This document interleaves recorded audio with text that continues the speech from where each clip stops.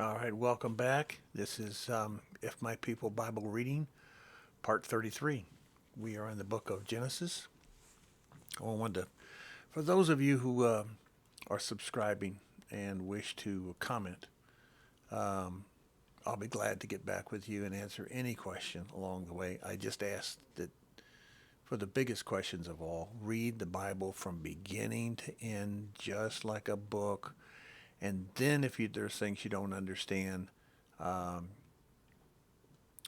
and there will be, because that's why the Father in Torah, that's New Testament Torah too, commands us to get together every Shabbat, every Friday night through Saturday till sunset on Saturday, and be together and discuss things and read things and share things, and either go through the Bible from beginning to end. Sean Rednar, someone I respect very much, his groups are doing that. And how long does it take? Years. Is that correct? Yeah. If it takes you 5 years, then you stay together for 40 years, then that means 8 times you can read the Bible together.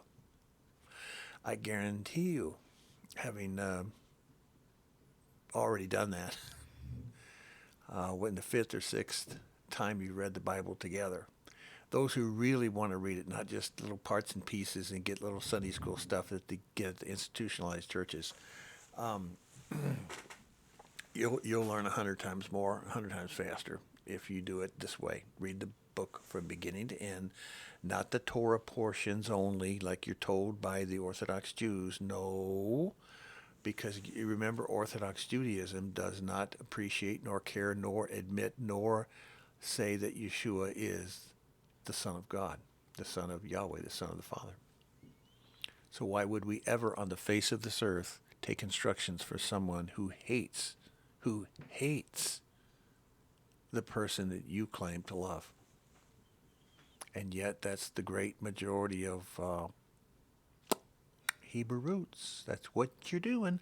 And that's why most of them are arguing and fussing and fighting, and they get together on appointed times and they fuss and fight then too. Don't go pointing your finger at the Christians that are nothing but sheep. They're just sheeples. I can say that. I was a sheeple for years, okay? Thinking that I was a shepherd, following all these ways and so forth. All right, we are in Genesis 7 and 21. Now the earth the water had risen 20 feet above the highest level on earth. Verse 21, and every living thing that moved on the earth perished, birds, livestock, wild animals, creatures that swarm over the earth, and all mankind. Now that's all mankind, so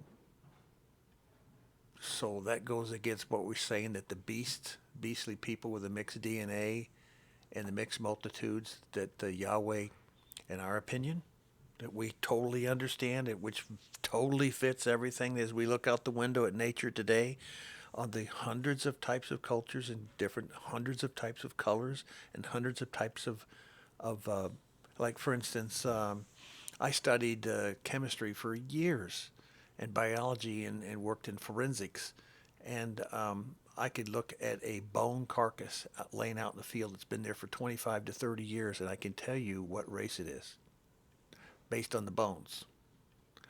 Um, my teeth aren't the straightest. Welcome to being Scottish. And the style of the teeth. There's only three major types of styles of teeth in this world. There's just a U shape, just a U, perfectly round U. That's the bottom of the teeth hair. I could just look at their mouth. Then there's one that comes down to kind of like an angle, like a flying V. And then there's one that looks like a V. A V, a flying V, and then a U. Back of the skull. A number of key areas of the body that I can tell you there's three different types of absolute differences in races. So did Noah come with, if you put everything together, no. Noah didn't have sons who had Asian wife or a African American wife. And no, Ham wasn't African American. No, Yeshua isn't white. Once again, we say it again. No, he's not. Yeshua would have come on this earth today. You said, well, he looks like that movie star guy that his picture hangs in all the people's homes. No, he doesn't. He's Middle Eastern. He's dark skinned. Is he African American? No. Is he Northern European? Viking? No. Is he Asian, Alaskan, Malamute, Eskimos? No. So where'd all those people come from? Well, we explained it right here. Beastly people. That's what they called people for thousands of years. If you weren't of the faith, or you weren't a certain kind of way that you looked, or you're hairy skinned, versus someone that's non-hairy skinned, that has no hair on them. Beastly. Oh, you're beastly. All right. Everything on dry land that had the breath of life in its nostrils died. Everything not in the ark. Okay? Every living thing on the face of the earth was wiped out. Men and animals, creatures that move along the ground, the birds of the air were wiped off the face of the earth. Only Noah was left and those with him in the ark. You read this word just as it is, it makes perfect sense. Don't add a bunch of institutionalized Christian doctrine in there. The waters flooded the earth for 150 days. So they kept that level. So if somebody could do the backstroke for 24 hours, multiply that times 150 days. In other words, no, people didn't survive on a raft and float around like movies that come out that people survive for 40 or 50 days out in the middle of the ocean before someone finds them. No. Chapter 8. But Elohim remembered Noah and all the wild animals and the livestock that were with him in the ark. And he sent a wind over the earth, and the waters receded. Now, it had to take a pretty big wind, wouldn't it? Winds in those days with inside that ark, they could withstand anything. They didn't have a sail to worry about getting broken. They just floated where the Father wanted them to. Now the springs of the deep and the floodgates of the heavens had been closed, and the rain stopped falling from the sky. It says had been closed. It didn't say were closed. Had been closed. Now today, in the bathysphere, whatever, back in the 60s, 70s, 80s, 90s, they know these floodwaters open in the deep, in the crevices of the earth, and there's fresh water that comes out of them, not salt water. So this still goes on today, but at a very small scale.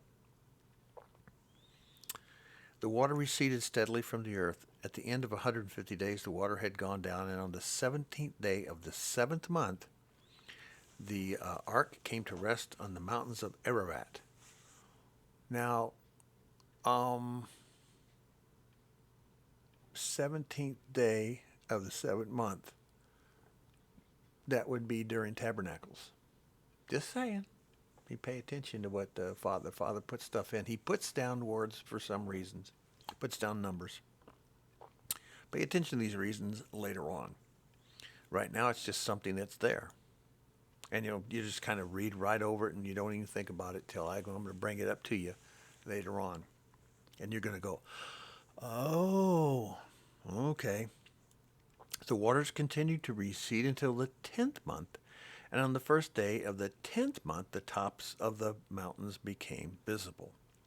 When is the 10th month? The first of the year, the new year, is in spring at equinox. So the 10th month would be the latter part of January. Okay? Not October. All right. And after 40 days, Noah opened the window and he had made in the ark. And And he sent out a raven, and it kept flying back and forth until the water had dried up from the earth. Then he sent out a dove to see if the water had receded from the surface of the ground. But the dove could find no place to set its feet because there was water over all the surface of the earth. So it returned to Noah and the ark. And he reached out his hand and he took the dove and brought it back to himself in the ark. He waited 7 more days and again sent out the dove of the ark. When the dove returned to him in the evening, there in its beak was a freshly plucked olive leaf. Then Noah knew that the water had receded from the earth. The olive tree was one of the first in the deserts to not only bloom but to put forth leaf.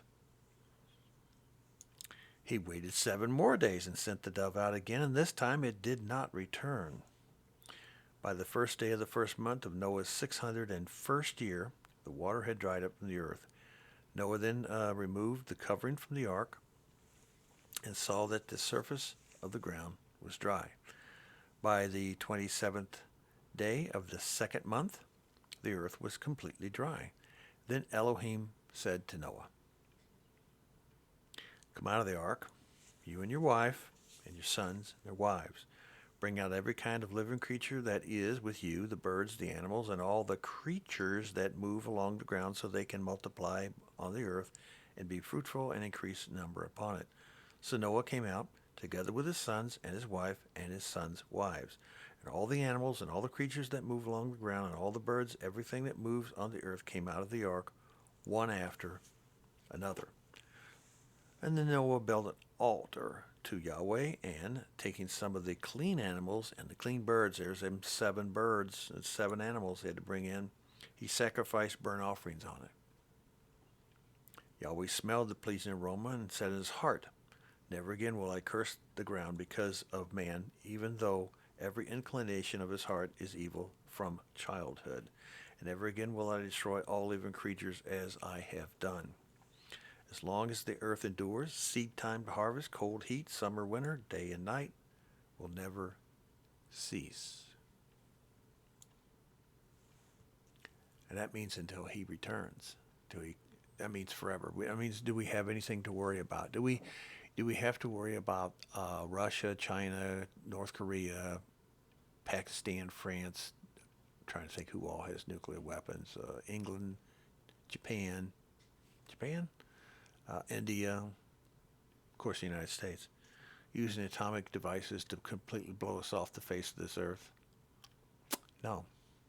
You don't even have to think about it. You don't have to build a shelter like, by the way, the United States and most of the countries under NATO have built gigantic shelters, unbelievably, gigantically huge storage facilities and living facilities for government employees, safety employees, hospital employees, military and communications, high-tech, pharmaceuticals. Not for the common public. The rest of the world, they don't care about, trust me. But they have done this for themselves, using your tax money, because they think it's going to happen. There's going to be a great big event. The Earth's going to do something. The sun's going to do something. Mankind's going to do something. Aliens are going to do something. The big rock from space is going to do something. And we've been paying for it, and this nation and world is going bankrupt right now over it. And they don't care. Got about a minute here. As long as the earth endures, seed time, harvest, whatever. That's what he said. So we're going to leave it here, and we're going to start next time in chapter 9, and we'll be able to go a little faster now because you're beginning to understand this, and I'll be doing a little bit more commentary as I expect you to be reading up. So you'll start in chapter 9 next time and read at least, well, let's see here. Let's see how much you'll be reading, how much I think I'll be talking about here. At least do all of chapter 9 and start on 10. So you'll be 9 and 10 when you catch up for parts 34 and 35. All right? Take care, brothers and sisters. We'll talk to you soon.